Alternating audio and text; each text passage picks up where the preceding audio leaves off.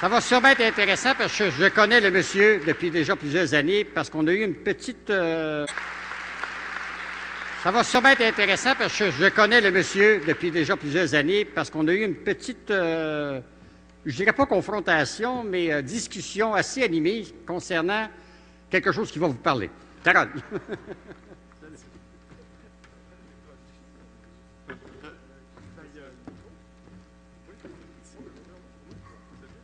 Puis pour...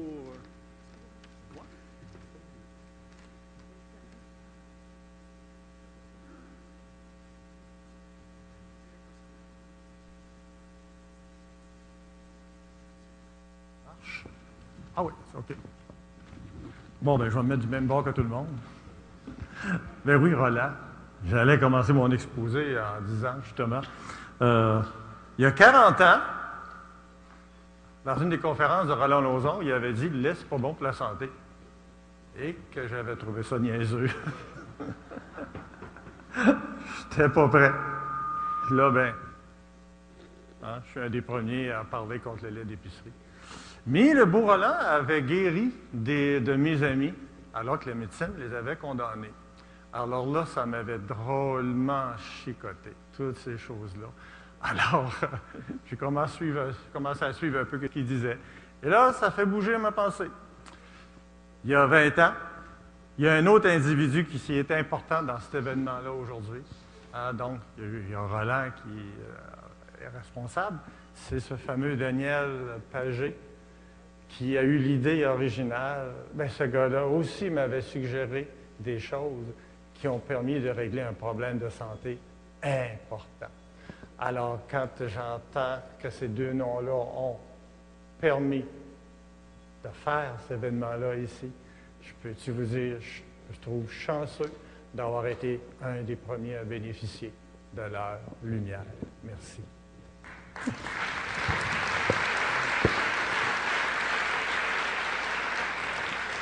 Oui, je vais vous présenter des choses, un certain nombre de données techniques. On paye sur le vert, je présume? Oui, OK. Alors, on va y aller tout de suite. Donc, OGM, pesticides et immunité naturelle. Dosage des pesticides. Quand on parle de pesticides, des traces, des résidus de pesticides, c'est parce qu'il y a des dosages qui ont été faits. Très différents d'un à l'autre, les molécules, les pesticides. Il peut y avoir n'importe quoi. Les prérequis ou un dosage de pesticides, il faut réussir à l'isoler. Mais les fameux pesticides, ils peuvent se lier à l'aliment, puis aussi aux structures de notre corps. Que ce n'est pas le fun. Alors donc, les fameuses analyses de pesticides ne dosent donc pas tout, là. Il y a possiblement plus de pesticides dans un aliment que ce que les dosages révèlent. Ce n'est pas nécessairement quand même des grosses différences, mais, un exemple par exemple, liaison aux protéines du lait, encore le lait. Liaison de 3 pesticides organophosphorés, paration, malation et tristion aux protéines du lait. Donc, dans une recherche dans la revue Le Lait. Et là, liaison aux protéines. Donc, des corps chimiques comme les protéines, comme les pesticides, peuvent se lier aux protéines sanguines. C'est des liaisons qui sont généralement réversibles, mais parfois irréversibles. Ce n'est pas des grandes quantités de produits qui sont impliqués à chaque fois. Alors, on a un exemple qui est plus connu, la glycation, c'est-à-dire la liaison d'un glucide à une protéine par un mécanisme non enzymatique.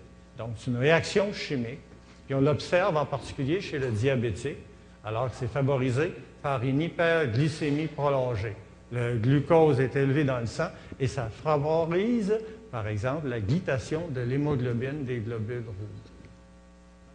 Alors, et ça permet de déterminer si le diabète est mal équilibré. Mais il peut y avoir aussi glycation d'autres protéines dans le corps, comme dans les vaisseaux sanguins. Donc, ça va donner l'artériosclérose, par exemple, aussi l'insuffisance rénale, la cataracte, etc.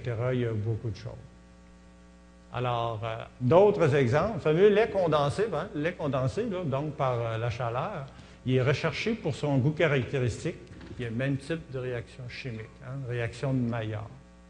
L'addition de substances étrangères à nos protéines, à nous autres. Donc, Il se fait toutes sortes de choses, là, puis on n'en parle pas, là.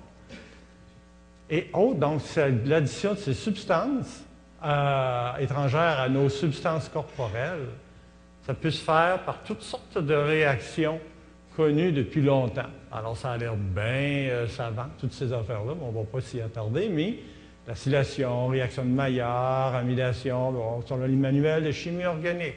Je suis retombé sur un de mes vieux manuels de chimie organique de 1969. Mais ce qui se passe, donc, comme j'ai dit, c'est des réactions qui se font à très faible échelle de notre corps, où la température n'est pas très élevée. Mais le hic, c'est que c'est comme si on se faisait rissoler, hein, un jambon, comme si on fait comme le rissolement d'un jambon. Dans ce cas, le four, hein, il n'est peut-être qu'à 37 degrés centigrades, mais le cycle de cuisson dure environ 80 ans. Vous voyez un petit peu les conséquences que ça peut avoir.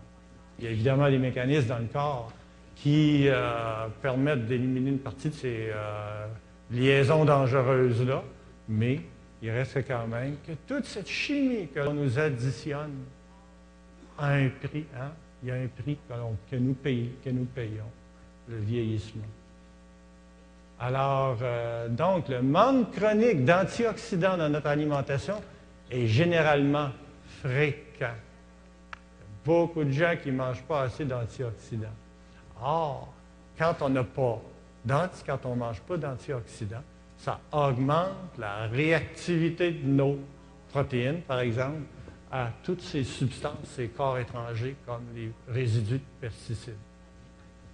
Conséquence, donc, l'incorporation accrue de pesticides, additifs alimentaires, antibiotiques, etc., dans notre substance corporelle, sans oublier que les métabolites de ces mêmes substances peuvent aussi se faire vieillir. C'est le rissolement accéléré.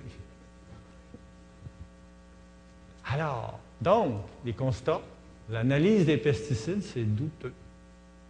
L'accumulation, donc, de ces pesticides-là, d'une certaine forme, dans l'organisme. Et donc, liaison dangereuse de nos protéines et une perte de fonctionnalité de ces protéines-là, comme dans le cas du cristallin, hein, la cataracte. Système immunitaire qui va être affaibli. L'ADN est détérioré. Hein, je pourrais parier que les cancers que l'on dénote chez ceux qui consomment de la viande, c'est probablement en bonne partie dû à toutes ces substances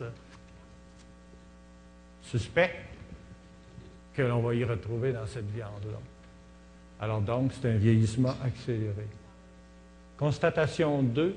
Donc, perturbation à plus ou moins long terme d'un ou plusieurs centaines de sentiers métaboliques et de milliers de réactions biochimiques dans notre corps.